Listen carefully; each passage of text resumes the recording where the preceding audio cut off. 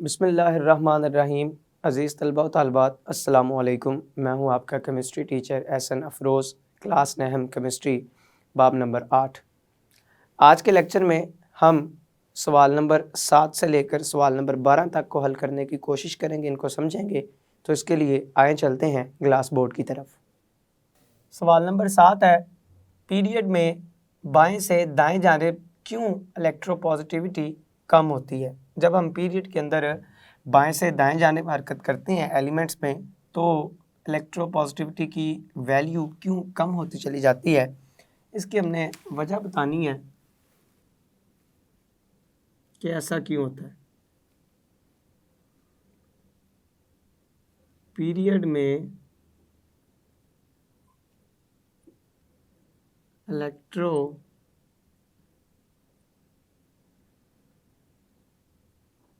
Positivity का रुझान, इसकी वजह बतानी है। असल में जो इलेक्ट्रोपॉजिटिविटी है, इसका इन्हिसार एटम की आयनाइजेशन एनर्जी के ऊपर होता है और आयनाइजेशन एनर्जी का इन्हिसार एटम के साइज और न्यूक्लियर चार्ज के ऊपर होता है। जैसे जैसे पीरियड में हम बाएं से दाएं जानिब हरकत करते चले जाते हैं, वैसे वैसे एटॉमिक साइज कम होता चला जाता है। एटॉमिक साइज के कम होने से न्यूक्लियर चार्ज बढ़ता चला जाता है।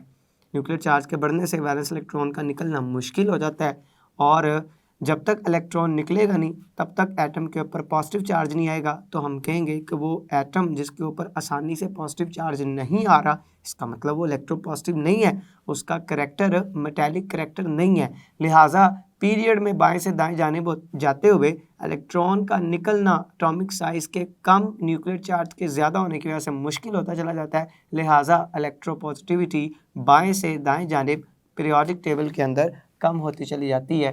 तो हम लिखेंगे कि इलेक्ट्रोपॉजिटिविटी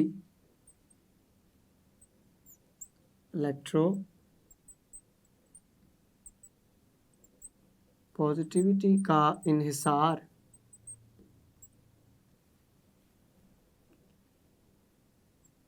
किसी एटम में इलेक्ट्रॉन के खारिज होने पर है। इलेक्ट्रॉन के खारिज होने पर है, और इलेक्ट्रॉन का इखराज किसकी वजह से होता है? आयनाइजेशन एनर्जी की वजह से।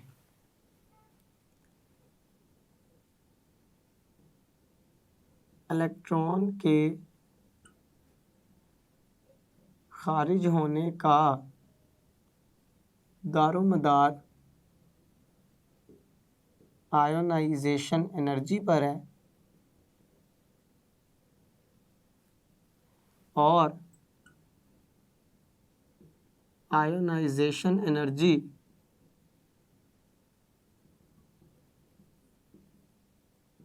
एटॉमिक साइज और न्यूक्लियर चार्ज पर मुनहसर होती है। तो आप देख सकते हैं कि सारी चीज़ें किस तरह से आपस में जुड़ी हुई हैं। मैंने कहा इलेक्ट्रोपॉजिटिविटी, इसका ताल्लुक इलेक्ट्रॉन के निकलने पर है। इलेक्ट्रॉन के निकलने के का दारोमदार आयनाइजेशन एनर्जी पर है, और आयनाइजेशन एनर्जी एटॉमिक साइज और न्यूक्लियर चार्ज के ऊपर मुनहसर होती है। तो जब हम पीरियड में बाएं से दाएं जानिब हरकत करते हैं, हम लिखेंगे कि पीरियड में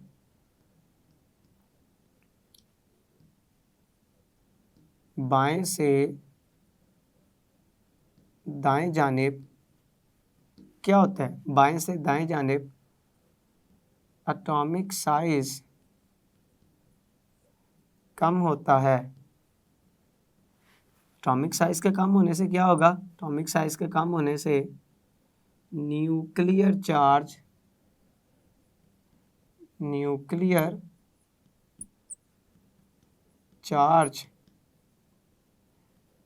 बढ़ता है। न्यूक्लियर चार्ज के बढ़ने से क्या होगा? न्यूक्लियर चार्ज के बढ़ने से आयोनाइजेशन एनर्जी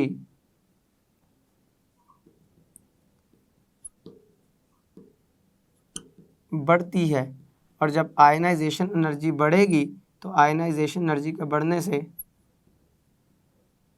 इलेक्ट्रॉन का अखराज मुश्किल होगा, और जब इलेक्ट्रॉन का निकलना मुश्किल होगा तो हम कहेंगे कि एटम की इलेक्ट्रो पॉजिटिविटी कम होगी। तो ये पीरियड के अंदर इलेक्ट्रोपॉजिटिविटी में कमी आने की असल वजह। सवाल नंबर 8 है कि इलेक्ट्रोपॉजिटिविटी का इन्हिसार एटम के साइज और न्यूक्लियर चार्ज पर कैसे है। तो यहाँ पर ही हम इसका जवाब भी लिख सकते हैं। मैंने कहा कि असल में जो इलेक्ट्रोपॉजिटिविटी है इसका दारोमदार इलेक्ट्रॉन के खारिज होने पर है, और इलेक्ट्रॉन के खारिज होने का दारोमदार आयनाइजेशन एनर्जी के ऊपर है, और आयनाइजेशन एनर्जी असल में एटम के साइज़ और न्यूक्लियर चार्ज के ऊपर मुनहसर है। तो आप देख सकते हैं कि एटम का साइज़ अगर कम होगा न्यूक्लियर चार्ज बढ़ जाएगा, आयनाइजेशन एनर्जी बढ़ जाएगी, इलेक्ट्रॉन का निकलना मुश्किल हो जाएगा और इलेक्ट्रोपॉजिटिविटी कम हो जाएगी। तो सवाल है 8वां कि इलेक्ट्रोपॉजिटिविटी का इन्हिसार एटम के साइज़ और न्यूक्लियर चार्ज के ऊपर कैसे होता है। इसको ज़रा अलहदा से बयान करते हैं कि इलेक्ट्रोपॉजिटिविटी का इन्हिसार इलेक्ट्रोपॉजिटिविटी का इन्हिसार एटॉमिक साइज और न्यूक्लियर चार्ज पर कैसे है। पहले हम इलेक्ट्रोपॉजिटिविटी का एटॉमिक साइज़ के लिहाज से देखते हैं कि किस तरह से इफ़ेक्ट होती है इलेक्ट्रोपॉजिटिविटी एटॉमिक साइज़ की वजह से।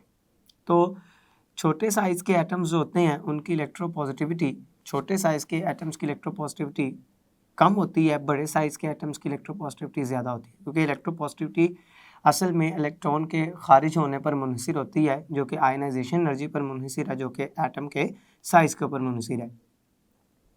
तो मैं सबसे पहले एक रिलेशन लिखता हूँ, उसकी मदद से मैं उसको आगे उसकी वजाहत करता हूँ। तो मैं लिखूँगा कि इलेक्ट्रो पॉजिटिविटी और एटॉमिक साइज़ ये आपस में इनवर्स रिलेशन रखते हैं एक दूसरे के साथ। अगर किसी एटम का एटॉमिक साइज़ ज़्यादा होगा तो उसकी एटॉमिक साइज़ अगर ज़्यादा होगा तो एटॉमिक साइज़ के ज़्यादा होने से ये इलेक्ट्रोपॉजिटिविटी भी ज़्यादा होगी असल में। तो ये इनवर्स नहीं, ये डायरेक्ट रिलेशन बनता है। आप इसको डायरेक्ट रिलेशन की तौर पर ही याद रखेंगे कि एटॉमिक साइज़ और इलेक्ट्रोपॉजिटिविटी का ताल्लुक क्या है, ये डायरेक्ट रिलेशन है। अगर किसी एटम का साइज़ बड़ा होगा तो साइज़ बड़ा होने से मुराद है उसकी इलेक्ट्रोपॉजिटिविटी भी ज़्यादा होगी। मतलब बड़े साइज़ के एटम आसानी से क्या कर सकते हैं, इलेक्ट्रॉन को खारिज कर सकते हैं। जो आसानी से इलेक्ट्रॉन को खारिज कर देंगे इसका मतलब वो उतनी ही जल्दी पॉजिटिव आयन में तब्दील हो जाएंगे। जो जितनी जल्दी पॉजिटिव आयन में तब्दील हो जाएगा इसका मतलब उसका मेटालिक या इलेक्ट्रोपॉजिटिव करैक्टर उतना ही ज़्यादा होगा। तो क्या ताल्लुक बनेगा, डायरेक्ट। तो अगर एटॉमिक साइज़ किसी एलिमेंट का कम होगा तो उसकी फिर इलेक्ट्रोपॉजिटिविटी भी क्या होगी, कम होगी। तो ये डायरेक्ट ताल्लुक बनता है दोनों के अंदर। मैं इसको इस तरह से बयान करूँगा कि इलेक्ट्रो पॉजिटिविटी एटॉमिक साइज़ के कम होने से कम होती है और बढ़ने से बढ़ती है, क्योंकि छोटे साइज़ के एटम्स की आयोनाइजेशन एनर्जी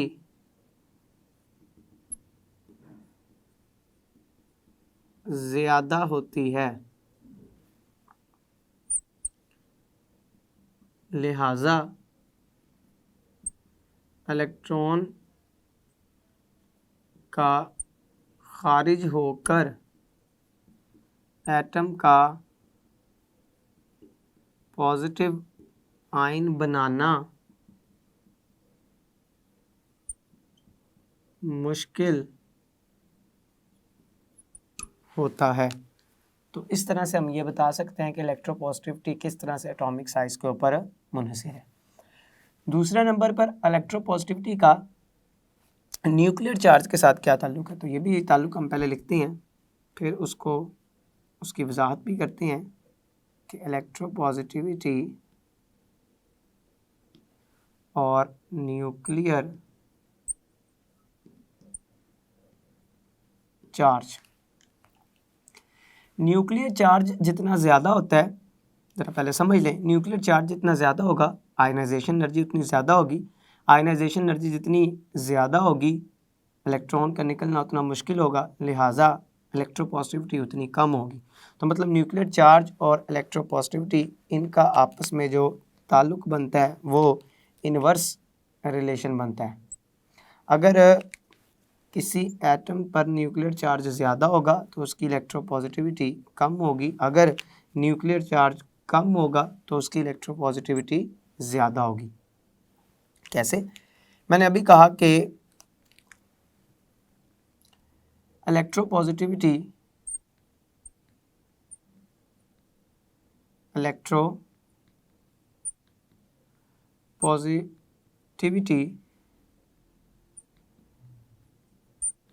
न्यूक्लियर चार्ज के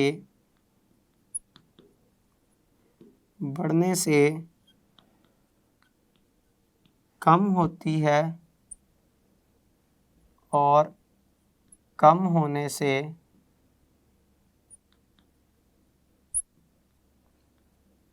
बढ़ती है। क्यों? क्योंकि न्यूक्लियर चार्ज के ज़्यादा होने से न्यूक्लियर चार्ज के ज़्यादा होने से आयोनाइजेशन एनर्जी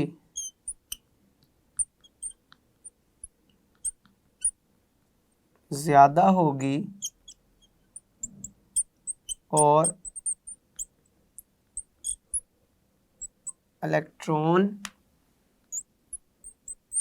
का निकलकर एटम का कैटायन में तब्दील होना मुश्किल होगा, जिसकी वजह से इलेक्ट्रोपॉजिटिविटी या मेटालिक करैक्टर कम हो जाएगा। तो आपने देखा कि किस तरह से इलेक्ट्रोपॉजिटिविटी साइज और न्यूक्लियर चार्ज दोनों के ऊपर मुनहसर होती है। आगे चलते हैं सवाल नंबर 9 की तरफ। अल्कलाइन अर्थ मेटल्स की आयनाइजेशन एनर्जी अल्कली मेटल से क्यों ज़्यादा होती है। तो सवाल नंबर 9 है, हमने वजह बतानी है कि अल्कलाइन अर्थ मेटल्स की आयनाइजेशन एनर्जी अल्कली मेटल की निस्बत ज़्यादा क्यों होती है। तो हम जानते हैं कि आयनाइजेशन एनर्जी का इन्हिसार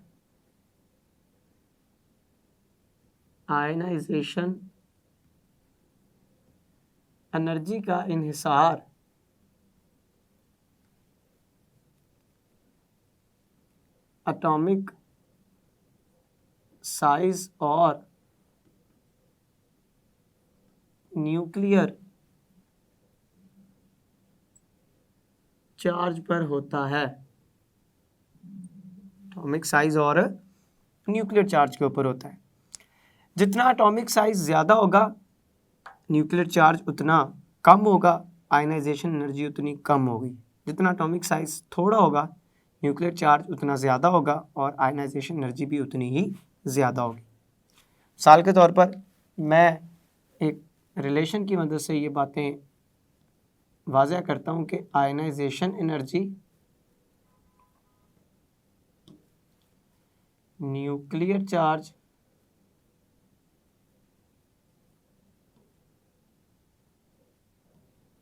और एटॉमिक साइज,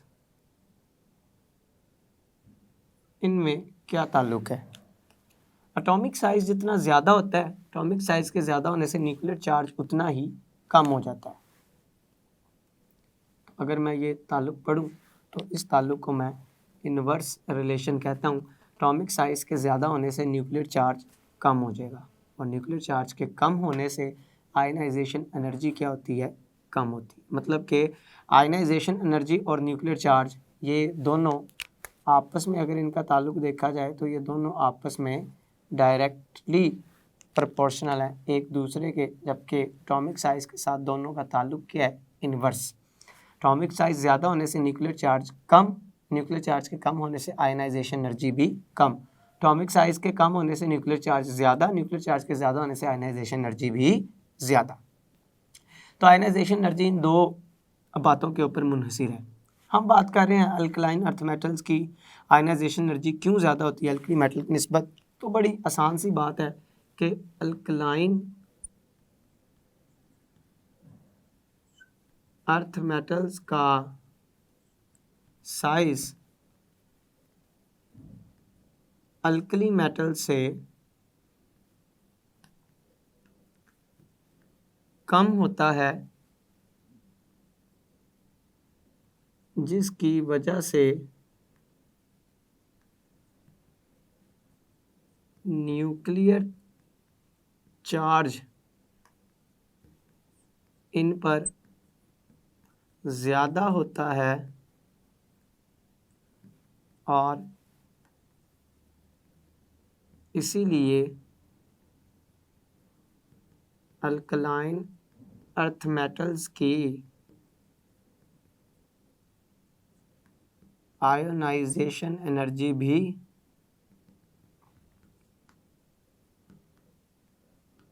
ज़्यादा होती है।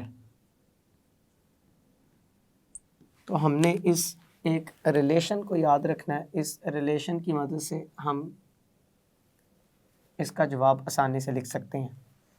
आगे सवाल नंबर 10 है कि सिल्वर और गोल्ड नहायत कम रिएक्टिव क्यों होते हैं? सिल्वर और गोल्ड ये कम रिएक्टिव क्यों होते हैं? इसकी वजह बतानी है हमने। असल में सिल्वर और गोल्ड दोनों डी ब्लॉक एलिमेंट्स हैं, ट्रांजिशन एलिमेंट के नाम से भी जाने जाते हैं। सिल्वर और गोल्ड आसानी से इलेक्ट्रॉन्स खारिज करके कैटायन बनाने का रुझान नहीं रखते, इसलिए ये मेटल्स कम रिएक्टिव होती हैं और नोबल मेटल्स भी कहलाती हैं। तो असल में सिल्वर और गोल्ड चूँकि इनके वैलेंस शेल के अंदर काफ़ी ज़्यादा तादाद में इलेक्ट्रॉन्स मौजूद होते हैं, जिसकी वजह से ये आसानी से इलेक्ट्रॉन खारिज करके कैटायन बनाने का रुझान नहीं रखते। तो इसलिए हम कहते हैं कि जो आसानी से आयन में तब्दील नहीं होगा वो इतनी जल्दी रिएक्शन के अंदर हिस्सा भी नहीं लेगा और वो कम रिएक्टिव होगा, और कम रिएक्टिविटी की वजह से ये दोनों मेटल्स जो हैं नोबल मेटल्स कहलाती हैं। प्लाटिनम भी इनके साथ पाई जाने वाली एक नोबल मेटल है। इनका ताल्लुक ग्रुप नंबर 11 से है, प्लाटिनम का ताल्लुक ग्रुप नंबर 10 से है। तो ये तीनों ही नोबल मेटल्स कहलाती हैं क्योंकि ये तीनों ही आसानी से रिएक्शन के अंदर हिस्सा नहीं लेती, आसानी से कैटायन नहीं बनाती इलेक्ट्रॉन को खारिज करके।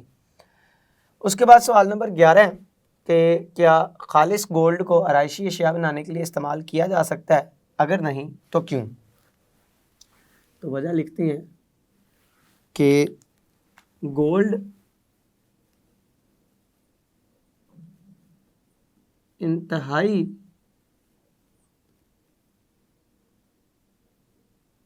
नरम मेटल है, इसलिए इसे अपनी असली हालत में इस्तेमाल नहीं किया जाता क्योंकि ये बहुत ज़्यादा नरम मेटल है। नरम होने की वजह से हम इसको अकेली को इस्तेमाल करके मुख्तलिफ अशिया नहीं बना सकते। तो फिर हम क्या करते हैं, हम गोल्ड के दूसरी मेटल्स मसलन सिल्वर और कॉपर वगैरह के साथ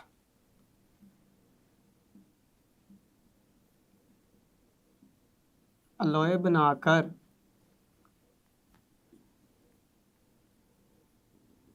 आराइशी अशिया और ज़ेवरात बनाने के लिए इसका इस्तेमाल करते हैं। तो ख़ूबसूरती के लिए हम ये जो मुख्तलिफ़ किस्म की आराइशी अशिया बनाते हैं, इनको बनाने के लिए हम गोल्ड को उसकी असली हालत में इस्तेमाल नहीं कर सकते क्योंकि ये इंतहाई नरम मेटल है। लिहाजा हम इसका दूसरे अलॉय के साथ एक मिक्सचर इस्तेमाल करते हैं। इसके अलावा निकल प्लाटिनम वगैरह के साथ, निकल प्लाटियम वगैरह के साथ भी हम गोल्ड का अलॉय बना लेते हैं, जिस अलॉय को हम सफ़ेद गोल्ड के नाम से जानते हैं। वैसे गोल्ड की जो प्योरिटी है, प्योरिटी से मुराद खालिसपन, गोल्ड के खालिसपन को मापने का जो पैमाना है वो केरात है। तो 24 केरात जो गोल्ड होता है वो खालिस तरीन गोल्ड की शक्ल होती है। हम जेवर वगैरह को बनाने के लिए 24 केरात गोल्ड का इस्तेमाल कम ही करते हैं चूँकि ये इंतहाई नरम मेटल है। इसलिए हम कॉपर वगैरह के साथ या सिल्वर वगैरह के साथ 2 केरात मिक्सचर बनाकर अलॉय बना लेते हैं।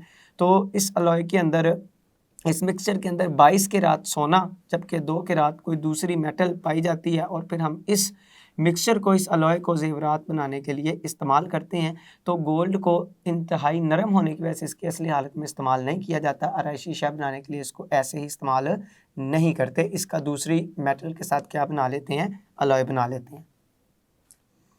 सवाल नंबर 12 है कि बिजली की तारें बनाने के लिए कॉपर क्यों इस्तेमाल किया जाता है। तो सवाल नंबर 12 में हम वजह लिखते हैं कि कॉपर का इस्तेमाल क्यों किया जाता है। क्योंकि कॉपर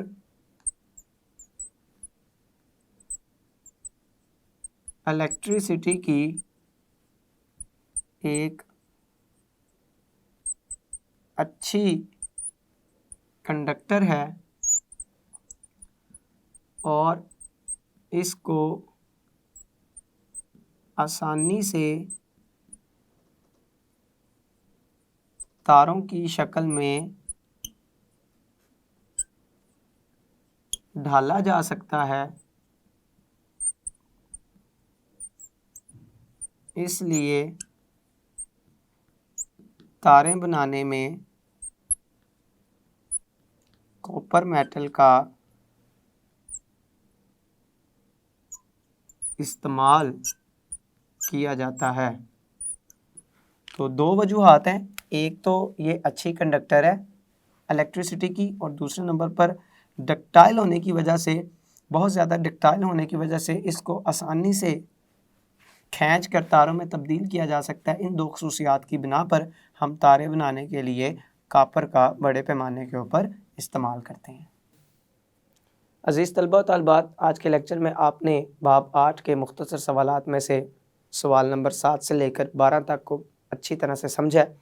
मैं उम्मीद करता हूँ आज का लेक्चर आपने सही तरह से सुना होगा, समझा होगा, इसको अच्छी तरह से याद करेंगे, घर में लिख कर प्रैक्टिस भी करेंगे। अल्लाह ताला आपका हामी व नासिर है। अस्सलामु अलैकुम।